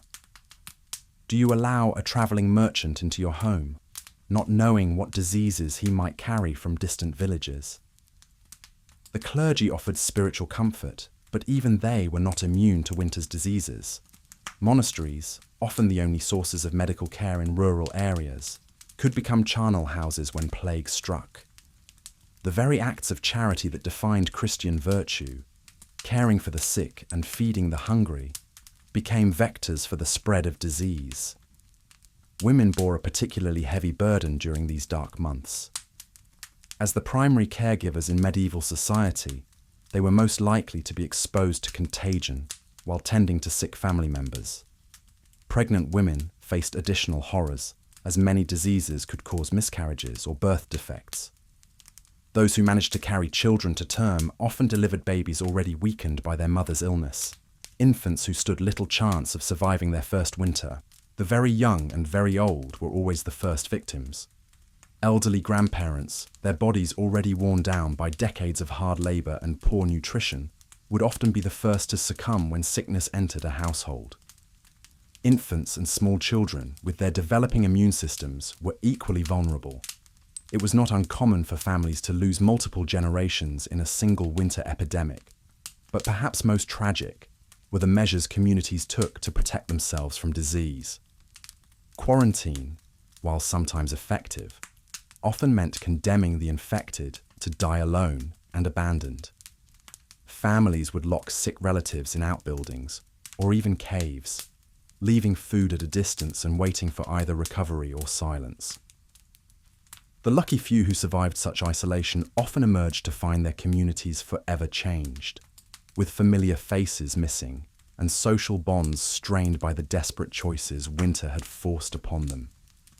Yet even in the face of such overwhelming suffering, medieval people found ways to cope and even resist. Communities developed early warning systems, with riders carrying news of plague outbreaks from village to village. Folk remedies, while often ineffective, provided a sense of agency in the face of helplessness. Families would burn aromatic herbs, believing the smoke would purify their air. They hung charms and amulets, not because they truly believed in their power, but because doing something, anything, was better than passive acceptance of fate. The survivors of these winter plagues often emerged with a fatalistic wisdom that shaped their worldview for generations. They understood, in ways we can barely comprehend, that life was fragile and precious. Every sunrise was a gift, every shared meal a small victory against the forces of darkness and death that winter brought in its wake. As we settle into our warm homes, protected by modern medicine and heated by systems our ancestors could never have imagined, it's worth remembering those who faced winter's diseases with nothing but hope, faith, and the strength that comes from knowing others depend on your survival. Their courage, in the face of such overwhelming odds, reminds us that the human spirit, while fragile, possesses a resilience that can endure even the darkest of seasons. The winter illnesses that plagued medieval Europe were not just medical crises, but tests of character that revealed both the worst and best of human nature. As we've journeyed through the culinary landscape of medieval times, we've witnessed a world where hunger stalked the land like a relentless predator, where each meal was a small victory against the ever-present spectre of starvation. The challenges facing our medieval ancestors were manifold and merciless, creating a perfect storm of suffering that touched every aspect of their daily existence. In the shadowy corners of medieval workshops, where blacksmiths hammered iron and cobblers stitched leather by flickering candlelight, another battle was being waged. This was the silent war against malnutrition, fought not with swords and shields, but with whatever meager sustenance could be scraped together from an unforgiving world. The craftsmen and artisans who built the cathedrals and forged the tools of their age did so on empty stomachs, their skilled hands trembling not just from the weight of their work, but from the weakness that comes with chronic hunger. Consider the plight of Master Edmund, a stone carver whose delicate work adorned the greatest churches of his time. Despite his elevated status among the working classes, his breakfast consisted of little more than a heel of yesterday's bread, softened in weak ale to make it palatable. The intricate gargoyles and saints that flowed from his chisel were carved by a man whose own face had grown gaunt from years of inadequate nourishment. His apprentices, mere boys of 12 or 13, worked beside him with hollowed cheeks and the telltale signs of rickets, their growing bodies twisted by the absence of proper nutrition. The workshops themselves were breeding grounds for disease and contamination. Stone dust mingled with the aroma of rancid cooking oil, while rats scurried between the tools, leaving their droppings on surfaces where food was hastily consumed during brief respites from labour. The very air they breathed was thick with particles that would coat their lungs and food alike, adding yet another layer of danger to their already precarious existence. But perhaps nowhere was the inequality of medieval food culture more starkly displayed than in the seasonal rhythms that governed life and death with cruel precision. As autumn painted the countryside in shades of gold and crimson, it brought with it a frantic urgency that modern people can scarcely comprehend. This was the time of the Great Harvest, when entire communities mobilized in a desperate race against winter's approach. Picture, if you will, the village of Little Thornwick in the year 1347. The morning mist rises from fields heavy with grain, and every soul in the village, from the youngest child to the most elderly grandmother, is bent to the task of gathering the year's bounty. Their backs ache from the relentless work, their hands are raw and bleeding from the sharp stalks, and their faces are etched with the constant worry that has become their companion. For they know, with a certainty born of bitter experience, that what they harvest in these precious weeks will determine who lives and who dies in the months to come. The harvest festival that followed was not the quaint celebration we might imagine today, but rather a bittersweet acknowledgement of survival earned through backbreaking toil. The few hours of revelry, fueled by the last of the previous year's ale and whatever meat could be spared, were shadowed by the knowledge that winter was coming, and with it, the long months of rationing and want. As the first snows began to fall, transforming the familiar landscape into an alien world of white silence, the true test began. Families huddled around their meagre fires, carefully portioning out the grain that must last until spring's return. Children grew quiet and listless, their games forgotten as hunger sapped their energy. The elderly, already weakened by years of hardship, often simply closed their eyes one cold night and never opened them again, their bodies unable to withstand another season of deprivation. In the great manors and castles, where lords and ladies dined on venison and fine wines, there was little thought spared for the suffering beyond their walls.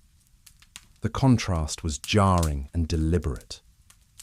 While peasants gnawed on bones already picked clean, the nobility indulged in elaborate subtleties, sugar sculptures crafted into fantastic shapes, their very existence a mockery of the hunger that stalked the land. These edible artworks, which might cost more than a peasant family's entire yearly income, were often left untouched, discarded after serving their purpose as symbols of wealth and power. Yet even within the privileged classes, the spectre of foodborne illness was never far away. The very excess that marked their status also brought unique dangers. Rich sauces masked the taste of spoilage. Exotic spices could not always hide the corruption within. And the elaborate preparations that impressed guests sometimes concealed deadly contamination. Many a noble feast ended in tragedy, with diners succumbing to violent illness from what should have been a celebration of abundance. The kitchen staff who prepared these lavish meals lived in a peculiar purgatory, surrounded by plenty, yet forbidden to partake. They toiled over roasting spits and bubbling cauldrons, the aromas of rich foods filling their nostrils, while their own stomachs cramped with hunger. The scraps they were allowed, the burned bits from the bottom of pots, the gristle trimmed from prime cuts, were treasures beyond measure, fought over with a desperation that would have shocked their betters. Perhaps most heartbreaking of all were the children of this harsh age. In our modern world, we struggle to comprehend a time when a child's survival could depend on something as simple as the timing of their birth. Those born in late winter or early spring, when food stores were at their lowest and mothers were weakened by months of inadequate nutrition, faced odds that would terrify any parent. Many never lived to see their first birthday, their tiny bodies unable to thrive on the thin gruel and watered milk that was all their families could provide. For those children who did survive their earliest years, childhood was not a time of carefree play and learning, but rather an apprenticeship in suffering. By the age of 6 or 7, they were expected to contribute to the family's survival, whether by gleaning leftover grain from harvested fields, gathering firewood from increasingly distant forests, or helping to tend the small vegetable plots that might mean the difference between life and death. The psychological toll of this constant hunger cannot be overstated. Medieval literature is filled with references to food, not as pleasure or comfort, but as an obsession that haunted every waking moment. Dreams of abundance were common themes in the folk tales and songs of the time, speaking to a deep, collective longing for a world where hunger was not the default state of existence. Religious festivals took on a profound significance in this context, not merely as spiritual observances, but as rare opportunities for communal feasting. The Church's calendar of saints' days and holy celebrations provided the only regular breaks from the monotony of deprivation, though even these were modest affairs by our standards. A bit of honey cake, a cup of wine, perhaps a morsel of fresh meat. These simple pleasures were remembered and savoured long after the festivals ended. The preservation of food became an art form, born of necessity rather than choice. Every household had its carefully guarded secrets for making meagre supplies last through the lean months. Salt, when it could be afforded, was treated like the precious commodity it was. Smoking, drying, and fermentation were not culinary techniques, but survival skills passed down through generations like sacred knowledge. Women bore a particular burden in this struggle, responsible not only for preparing what little food was available, but for making it stretch as far as possible. The medieval housewife was part chemist, part magician, transforming scraps and leavings into something that could sustain life. Her skill in this endeavour often determined her family's fate, and the pressure must have been overwhelming. The waste we see in our modern world would have been incomprehensible to these ancestors. Every crumb had value, every bone could be boiled for broth, every scrap of fat was hoarded for cooking or light. Nothing edible was ever discarded, and the very concept of throwing away food would have seemed not just wasteful, but sinful. Trade and commerce too were shaped by these harsh realities. Markets were not places of abundance and choice, but desperate exchanges where survival hung in the balance. Merchants who hoarded grain during times of scarcity were both reviled and feared, holding the power of life and death in their warehouses. The just price doctrine of the medieval church attempted to regulate these transactions, but hunger has a way of overriding moral considerations. As we reflect on this distant world of want and suffering, it's important to remember that these were not faceless statistics, but real people with hopes, dreams, and the same capacity for joy and sorrow that we possess today. Their resilience in the face of such overwhelming hardship speaks to something fundamental about the human spirit, our ability to find meaning and even happiness in the darkest of circumstances. The medieval approach to food also reveals a profound connection to the natural world that we have largely lost.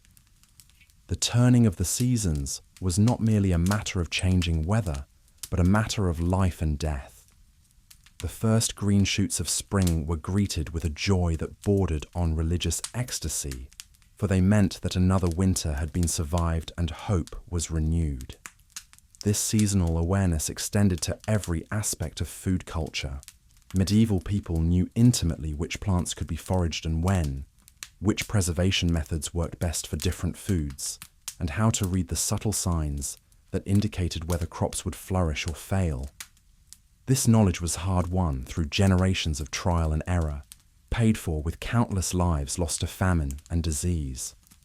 The social structures that governed medieval food distribution, while often cruel and unjust, also revealed certain mechanisms for survival that our individualistic modern world might find surprising.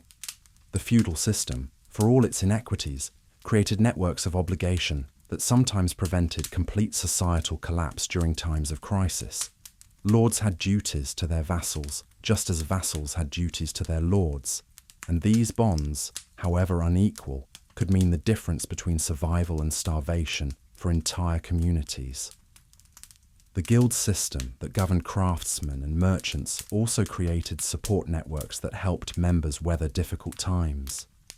When a baker fell ill or a brewer lost his crop, his guild brothers were expected to provide assistance, not from altruism alone, but from the understanding that they might one day need similar help. Religious institutions, despite their role in perpetuating inequality, also served as crucial safety nets. Monasteries and convents were often the only sources of aid for the destitute, providing not just spiritual comfort, but actual sustenance for those with nowhere else to turn. The Christian duty of charity, however imperfectly practiced, created at least some obligation for the fortunate to share with the less fortunate. Even within this harsh world, innovation and adaptation continued. New crops were slowly introduced from distant lands, agricultural techniques gradually improved, and preservation methods became more sophisticated. The windmill and watermill revolutionized grain processing, making flour more widely available and reducing the backbreaking labor of hand-grinding grain.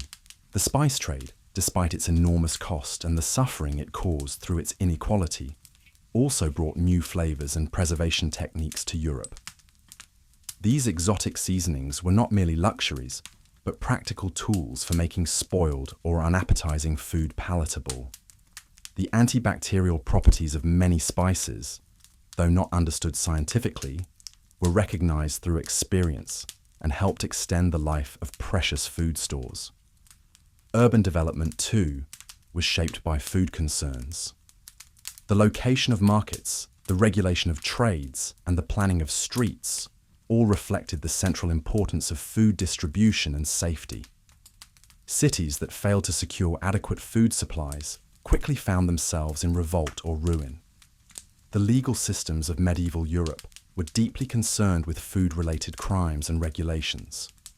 Laws governing weights and measures, the quality of bread and ale, and the punishment of those who adulterated food products reflect a society where these matters were literally questions of life and death. The assize of bread and ale in England, for example, established strict standards that bakers and brewers ignored at their peril. Medical knowledge, limited though it was, also reflected the central role of food in health and survival. Medieval physicians understood the connection between diet and disease, even if their explanations were often incorrect. The theory of the four humours led to dietary prescriptions that, while based on flawed science, sometimes produced beneficial results through trial and error. The very language of medieval Europe was shaped by these food concerns. Words related to hunger, scarcity, and abundance permeated everyday speech in ways that reveal the centrality of these experiences to medieval life. Metaphors drawn from farming, baking, and food preparation coloured everything from religious discourse to romantic poetry. As we near the end of our journey through this harsh landscape of medieval sustenance, it's worth reflecting on the lessons this history might hold for our own time. While we have largely conquered the spectre of famine in the developed world, food insecurity remains a reality for millions of people globally. The innovations that have freed us from the worst aspects of medieval food culture refrigeration, global transportation, scientific agriculture, and food safety regulations, are not available to everyone. The environmental challenges facing our modern food system also echo some of the concerns that plagued our medieval ancestors. Climate change threatens to bring back the kind of unpredictable weather patterns that caused medieval famines, while soil depletion and water scarcity remind us that abundance cannot be taken for granted. The inequality that marked medieval food culture, while less extreme than in the past, persists in new forms. The gap between those who have access to fresh, nutritious food and those who do not remains a defining feature of our world, creating health disparities that echo the class divisions of medieval Europe.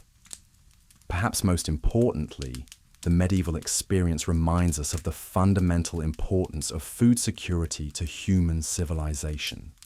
The elaborate social, economic, and political structures of medieval Europe were all, at their core, attempts to manage the distribution of scarce resources and ensure survival in a hostile world. When these systems failed, as they periodically did, the results were catastrophic. The resilience and ingenuity displayed by medieval people in the face of such overwhelming challenges should inspire us as we face our own food-related crises. Their ability to find joy and meaning in the simplest pleasures, a piece of fresh bread, a cup of clean water, a shared meal with loved ones, reminds us of what truly matters in life. As we close this exploration of medieval food culture, let us carry with us not just an appreciation for our modern abundance, but also a deeper understanding of the struggles that shaped our ancestors and continue to shape millions of people around the world today. The medieval peasant, who went to bed hungry so that his children might have an extra crust of bread. The mother who sacrificed her own portion so that her family might survive another day. The community that came together to share what little they had during times of crisis. These are the true heroes of history, and their legacy lives on in every meal we share and every act of kindness we extend to those in need. In the end, the story of medieval food is not just about the past, but about the enduring human capacity to survive, adapt, and find hope even in the darkest of times. As winter's darkest months dragged on and the bitter cold seemed to seep into the very bones of medieval society, the struggle for survival took on an almost spiritual dimension. The warmth of a hearth became sacred. The sharing of a meager meal transformed into an act of communion, and the simple persistence through another frozen night felt like a small victory against the forces of darkness and death. In the depths of these medieval winters, when the sun barely crested the horizon and darkness reigned for endless hours, communities developed rituals that transcended mere survival. Families would gather around their flickering fires, not just for warmth, but to weave stories that carried them through the bleak months. Grandmothers would recite tales of springs past and springs to come, their voices becoming beacons of hope in rooms thick with wood smoke and the breath of huddled bodies. The very architecture of medieval homes reflected this battle against winter's siege. Windows were kept deliberately small to conserve heat, creating interiors that existed in perpetual twilight during the coldest months. Tapestries and heavy curtains weren't merely decorative. They were essential barriers against the cold that crept through stone walls and around wooden shutters. Even the placement of beds was strategic, positioned as far as possible from exterior walls where frost would form on the inside surfaces during the harshest nights. For the wealthy, winter brought its own peculiar challenges. The great halls of castles, magnificent in summer, became cavernous ice chambers when the winds howled. Lords and ladies would retreat to smaller chambers, abandoning the grandeur of their formal spaces for the humble comfort of rooms that could actually be heated. The irony was not lost on many that in winter, a peasant's single-room hovel might be warmer than a nobleman's vast estate. The preparation for winter began months in advance, as entire communities mobilized for the coming siege. Woodcutters worked from dawn to dusk, splitting and stacking cord after cord of fuel. Women spent countless hours preserving whatever food could be saved, their hands raw from handling salt, and their backs aching from bending over preservation barrels. Children learned early that winter was not a season for play, but for survival, and they took on responsibilities that would seem impossible for young ones today. The psychological toll of these endless winters cannot be understated. What we now recognize as seasonal affective disorder was simply accepted as part of life's natural rhythm. People moved more slowly, spoke more quietly, and conserved their emotional energy just as carefully as they rationed their food. The concept of winter depression wasn't understood, but its effects were everywhere. In the drawn faces of mothers watching their children grow thin, in the hollow eyes of fathers who couldn't provide enough fuel for warmth, in the resigned acceptance that some members of the community simply wouldn't see another spring. Yet within this darkness, medieval society found ways to create light. The tradition of wassailing, going door to door singing songs in exchange for food and drink, wasn't merely entertainment. It was a vital social safety net that ensured no household was completely forgotten during the harshest months. Churches became more than places of worship. They were community centers where people could gather in relative warmth and find comfort in shared faith and fellowship. The sound of bells took on special significance during winter months. Church bells marking the hours weren't just timekeepers. They were proof of life continuing, of communities persisting despite the cold. The ringing of bells through winter air carried further than in any other season, and their bronze voices became lifelines connecting scattered farmsteads and isolated households to the broader human community. Craftsmen and artisans found winter to be their most productive season, not because the cold inspired creativity, but because the lack of agricultural work meant more time could be devoted to indoor pursuits. Blacksmiths worked longer hours, their forges becoming gathering places where neighbours came not just for tools and repairs, but for the precious warmth of the fires. Weavers created not just functional cloth, but tapestries and wall hangings that told stories, preserved memories, and provided both insulation and beauty during the darkest days. The medieval understanding of time itself was transformed by winter. Without the reliable markers of sunrise and sunset that governed summer schedules, people learned to measure days by different rhythms: the number of logs burned, the portions of preserved food consumed, the gradual shortening of candles. Time moved differently in winter, more slowly and more deliberately, as if the world itself was conserving energy for the spring renewal that must eventually come.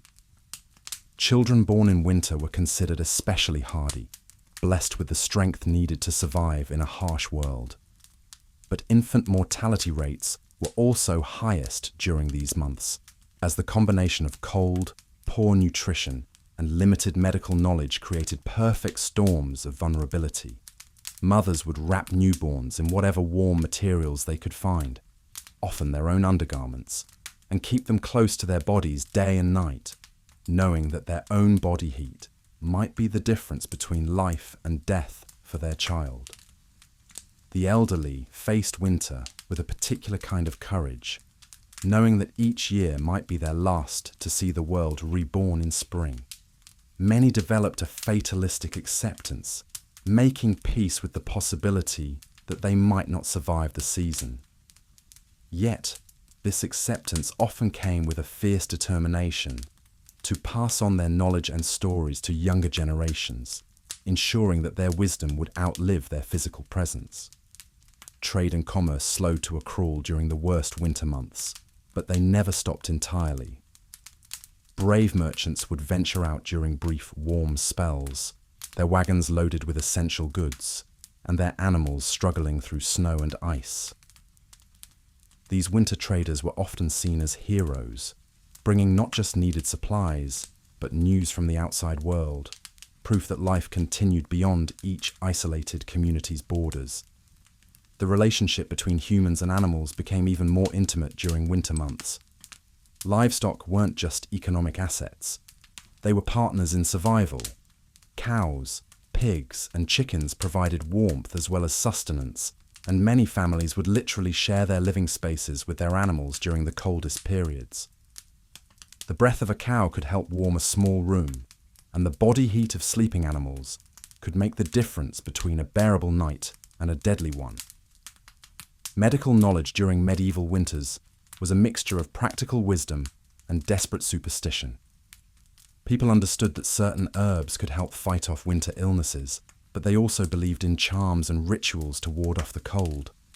Garlic was hung in doorways not just for its actual antibacterial properties, but because it was thought to possess magical protective powers. Hot drinks weren't just warming, they were considered medicine, and recipes for winter tonics were passed down through generations like precious family heirlooms. The very concept of comfort was redefined by winter's harsh realities. What we might consider barely adequate shelter felt luxurious to people who understood true cold. A roof that didn't leak, walls that kept out most of the wind, a fire that burned steadily through the night. These simple things represented the height of winter comfort. The appreciation for basic warmth and shelter was profound in a way that's difficult for us to comprehend in our climate-controlled world. As we reflect on these medieval winters from our modern perspective, it's easy to feel both gratitude for our current comforts and admiration for the strength of those who came before us. They faced each winter knowing it could be their last, yet they persevered with a courage born of necessity and sustained by community. Their struggles remind us that survival is not just about individual strength, but about the bonds that hold societies together when everything else seems to be falling apart. The legacy of medieval winters lives on in our cultural memory, in the stories we tell about resilience and endurance, in the traditions that emphasize community and sharing during the darkest times of year. When we gather around our own fires during winter evenings, when we share meals with loved ones, when we reach out to help neighbors in need, we echo the survival strategies that carried our ancestors through centuries of harsh winters. In the end, medieval winters were more than just a season. They were a test of everything that makes us human. They challenged not just our physical ability to survive, but our capacity for hope, for community, for finding meaning in struggle. And in meeting that challenge year after year, century after century, medieval people proved that the human spirit, like the promise of spring, is ultimately unconquerable. As we continue through this winter's tale of hardship and endurance, let us turn our attention to something that might seem almost impossible to believe in our modern world of abundant food and reliable heating systems. The sheer precariousness of medical care during the coldest months of the medieval year. When winter sickness struck, and it struck often, the remedies available were not just inadequate. They were sometimes more dangerous than the ailments themselves. Picture a peasant family huddled in their one-room dwelling, sharing space with their livestock for warmth. The youngest child begins to cough, a wet, rattling sound that echoes ominously in the smoky air. The mother knows this sound well. She has heard it before, and she knows what it can mean.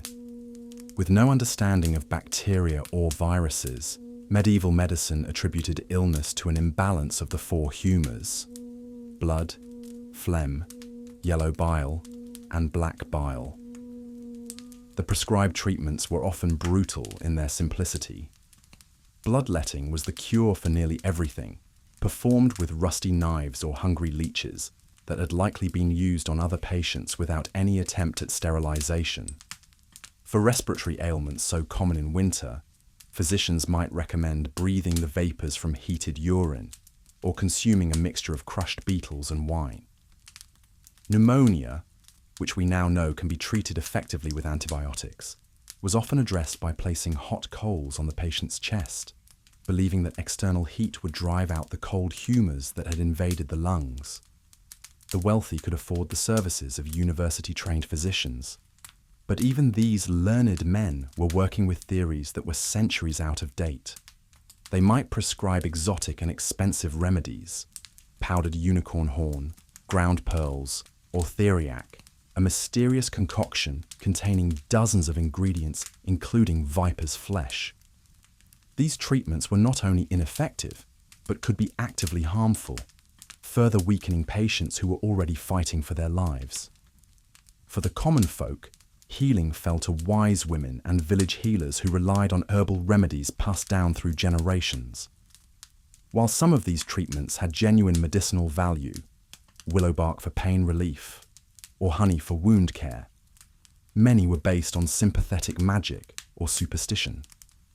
A fever might be treated by wearing an amulet containing the blood of a martyred saint, or by reciting prayers while walking backwards around the village church.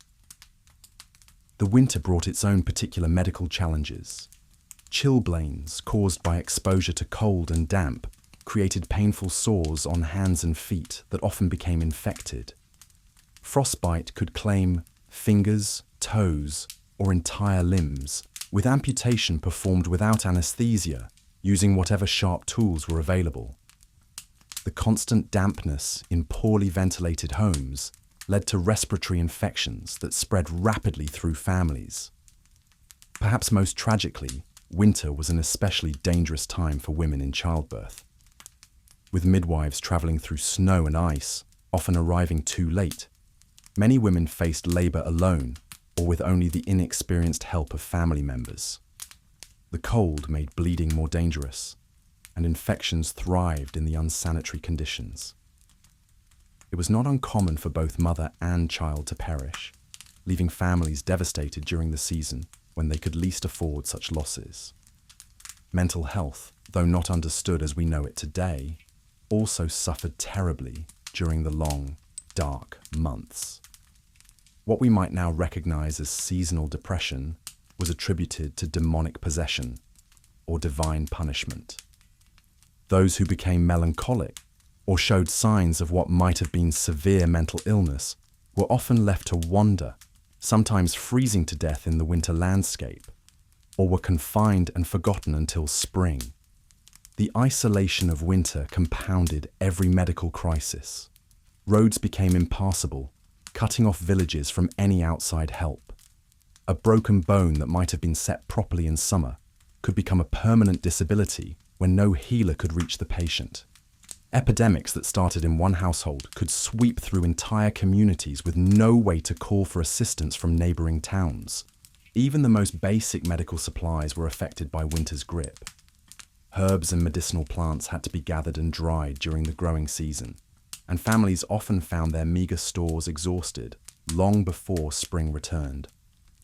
Water for washing wounds or preparing remedies had to be heated over precious fires, and in the coldest weather, even this became difficult as wells froze and streams turned to ice. The psychological impact of medical helplessness during winter cannot be understated. Families watched their loved ones suffer and die, knowing that help might exist somewhere, but was simply unreachable.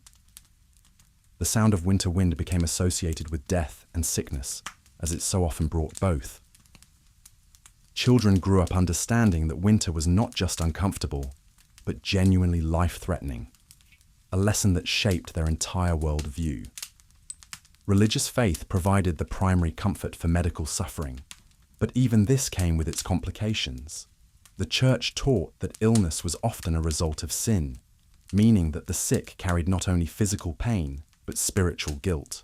Prayer and penance were prescribed alongside or instead of medical treatment, and some believed that accepting suffering without complaint was a path to salvation.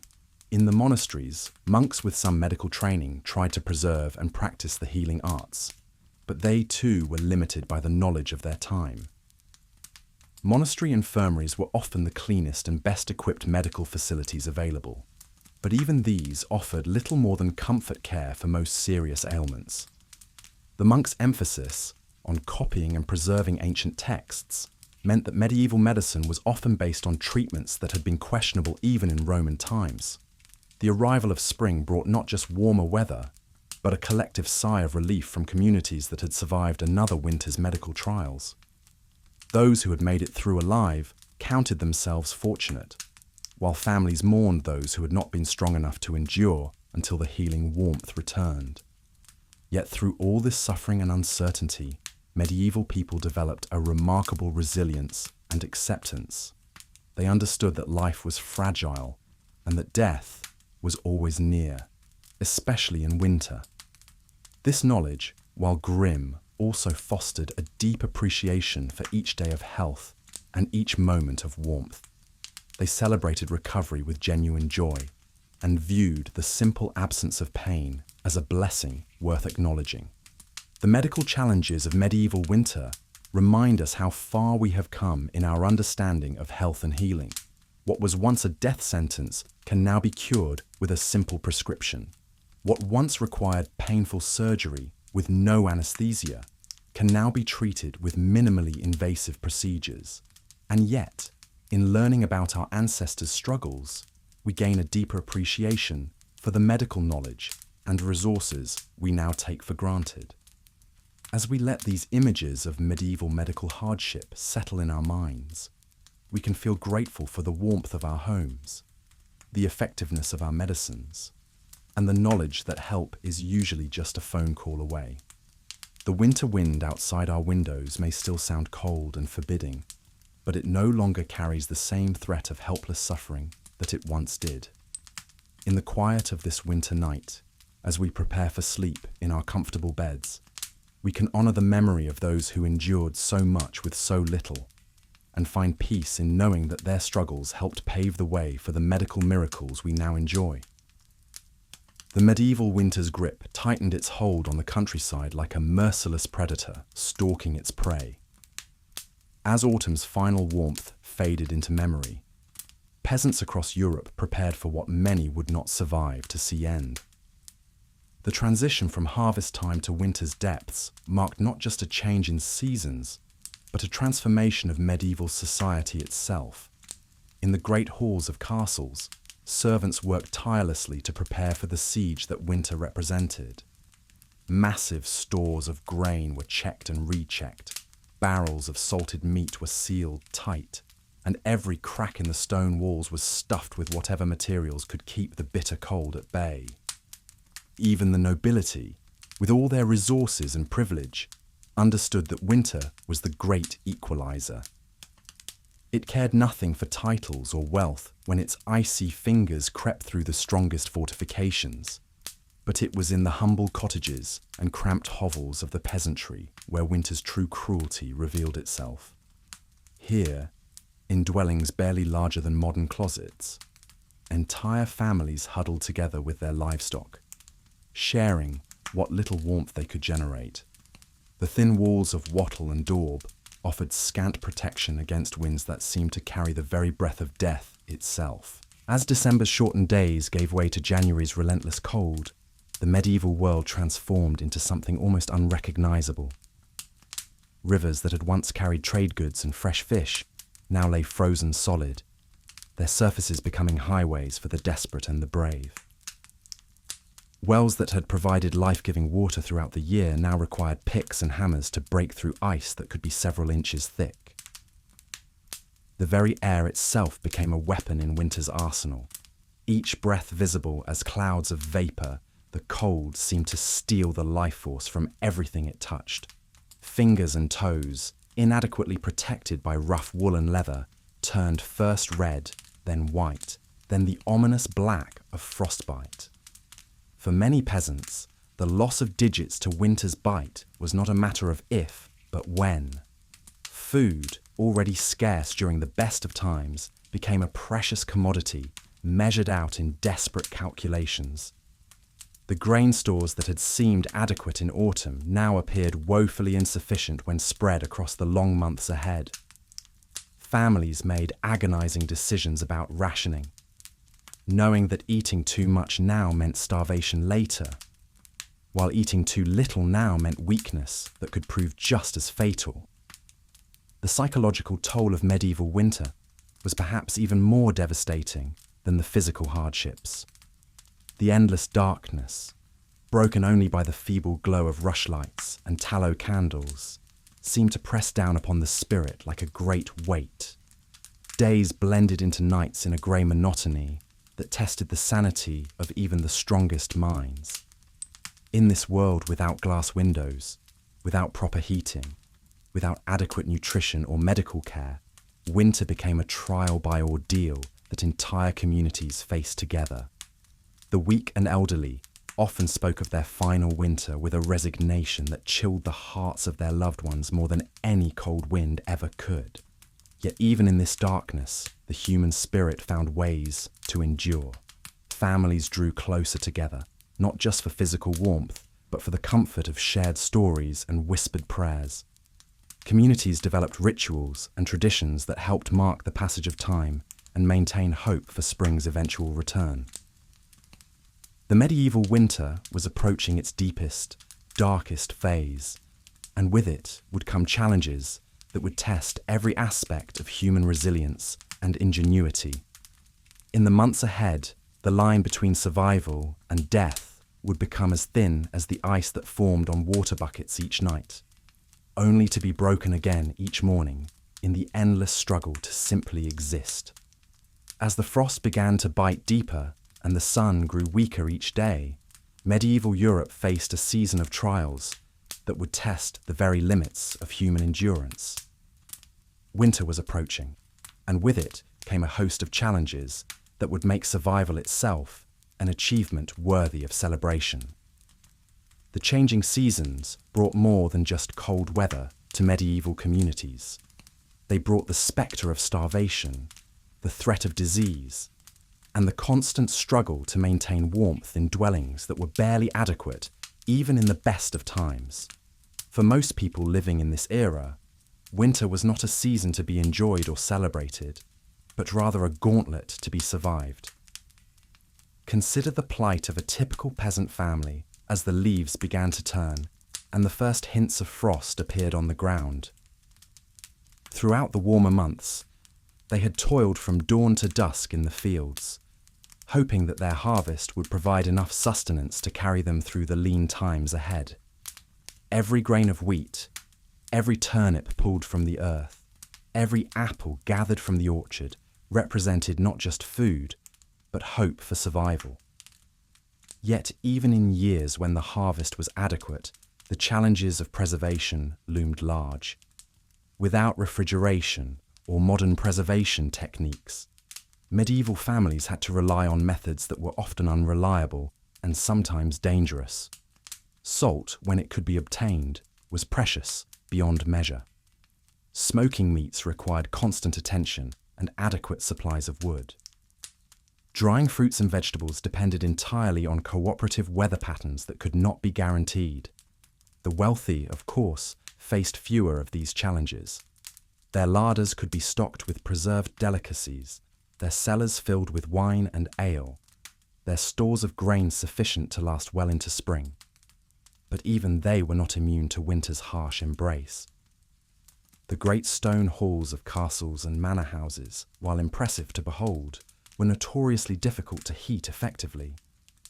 Fireplaces that seemed adequate for smaller spaces proved woefully insufficient when faced with rooms that soared to cathedral-like heights. Tapestries helped somewhat, providing both decoration and insulation, but they could only do so much against the penetrating cold that seemed to seep through every stone and mortar joint.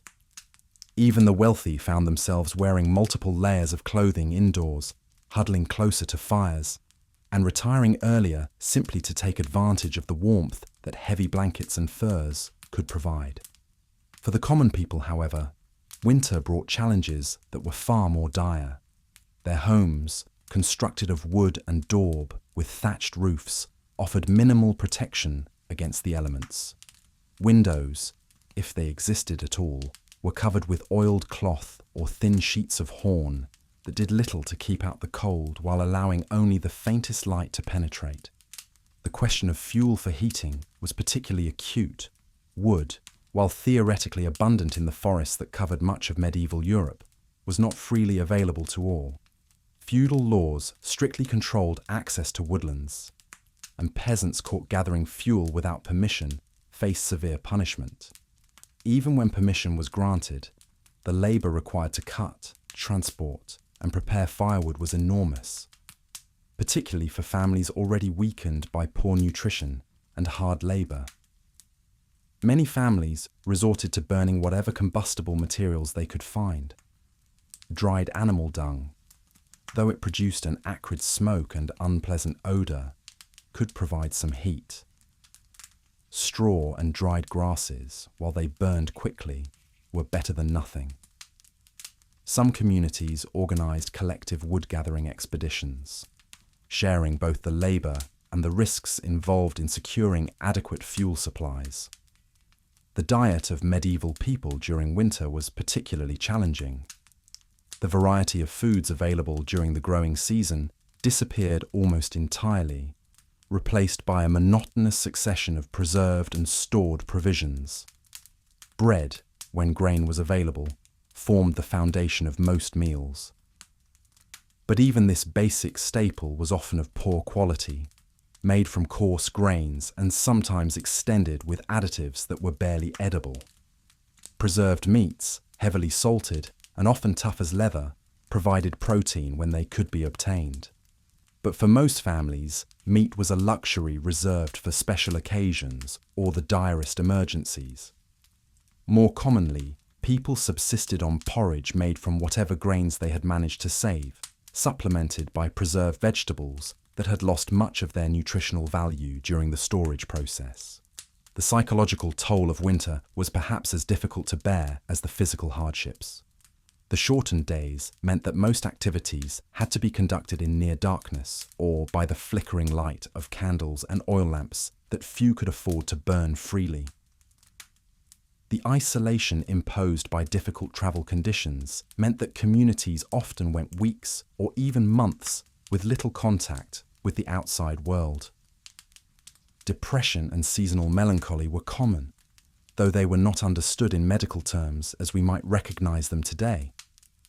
Instead, they were often attributed to spiritual causes or seen as natural consequences of the harsh conditions that everyone simply had to endure. The long, dark nights seemed to stretch endlessly, broken only by the demands of maintaining fires, caring for animals, and preparing the simple meals that would provide whatever nutrition could be coaxed from dwindling food stores. Religious observances provided some structure and hope during these difficult months. The Christmas season, while it did not yet resemble the elaborate celebrations of later periods, offered communities an opportunity to gather together, share what resources they had, and remind themselves that the darkest days would eventually give way to spring's return. Churches and monasteries played crucial roles in helping communities survive the winter months. Many religious institutions had been established with extensive land holdings and the resources to maintain larger food stores than individual families could manage.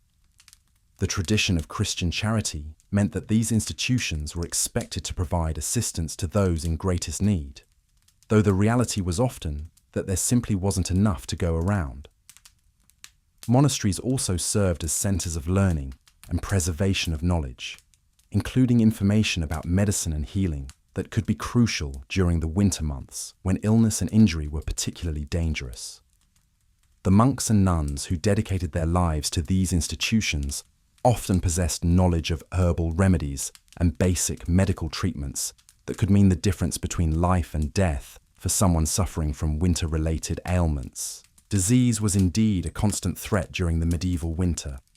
The combination of poor nutrition, inadequate heating, and close living quarters created ideal conditions for the spread of illness. Respiratory infections were particularly common and dangerous, as weakened bodies struggled to fight off conditions that might be minor inconveniences in better circumstances. Without modern medical knowledge or treatments, even relatively simple illnesses could prove fatal.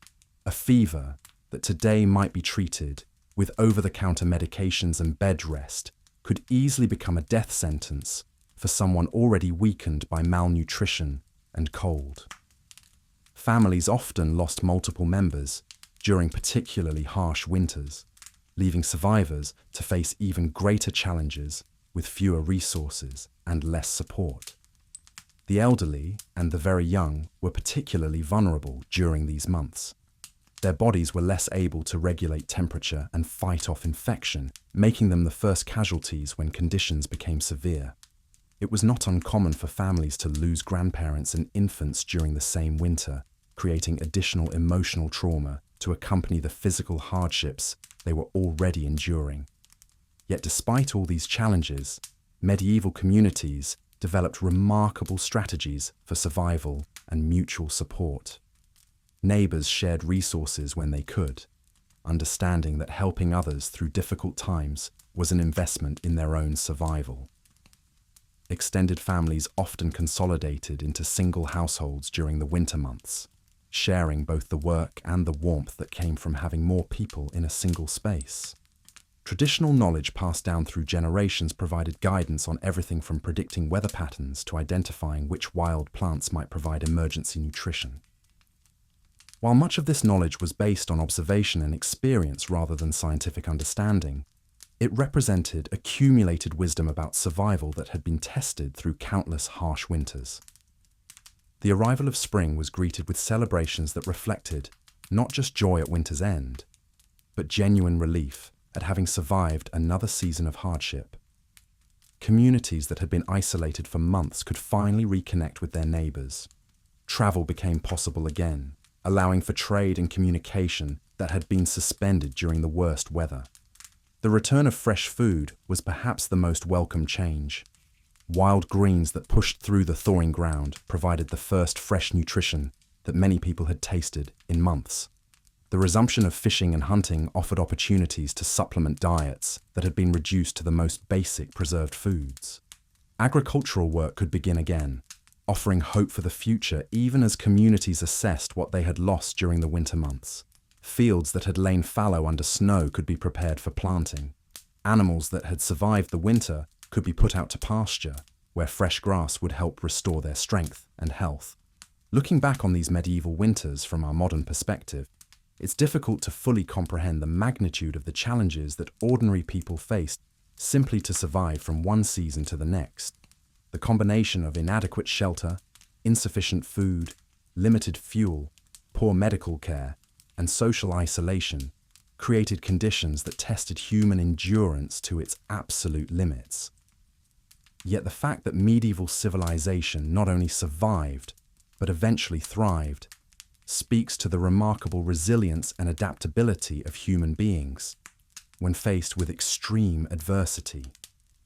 The strategies developed during this period, the communities formed, and the knowledge accumulated through generations of winter survival laid important foundations for the more prosperous societies that would eventually emerge. Understanding these historical realities helps us appreciate not only how far human civilization has advanced, but also the fundamental importance of the basic necessities that we now take for granted. The warmth of our homes, the variety of our food, the reliability of our medical care, and the security of our communities all represent achievements built upon the struggles and sacrifices of countless generations who endured medieval winters with courage, determination, and an unshakable belief that spring would come again. Their legacy reminds us that even in the darkest and coldest times, human beings possess an extraordinary capacity for endurance, cooperation, and hope. As the brutal winter winds howled across the frozen countryside, medieval peasants huddled in their drafty hovels, their breath visible in the bitter air. The warmth of autumn's final embers had long since faded, and now they faced the harshest months of the year with little more than threadbare clothing and dwindling food stores. For these hardy souls, winter was not merely uncomfortable. It was a relentless test of survival that claimed countless lives each year. The challenges began even before the first snowfall.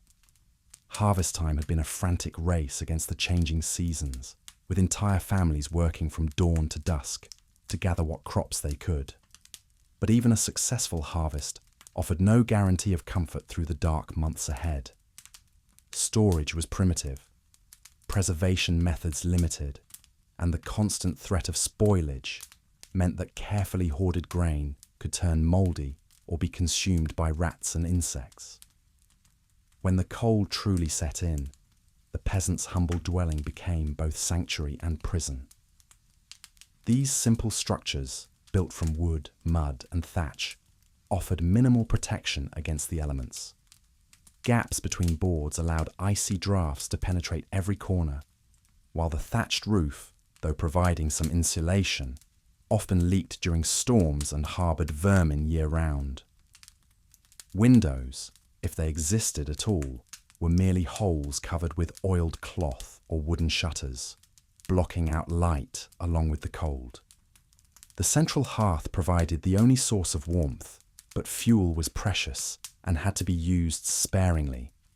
Wood gathering was backbreaking work, made more dangerous by winter storms and the constant risk of injury while wielding axes with numb, frozen hands. Peat, dried dung, and even bones might be burned when wood ran short, filling the small space with acrid smoke that stung the eyes and throat. Families would crowd around this meagre fire, sharing body heat and precious fuel, while the far corners of their homes remained bitterly cold.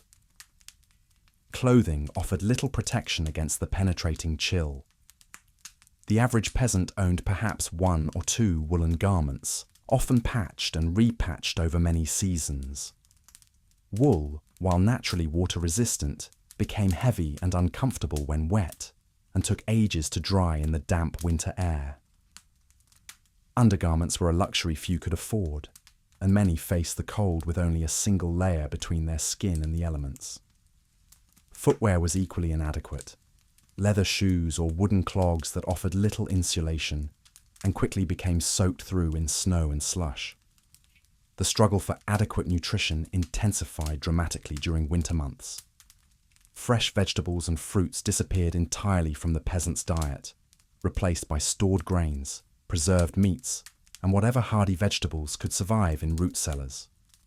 Bread, when available, was often made from inferior grains, mixed with whatever fillers could be found, ground acorns, bark, or even sawdust in the most desperate times.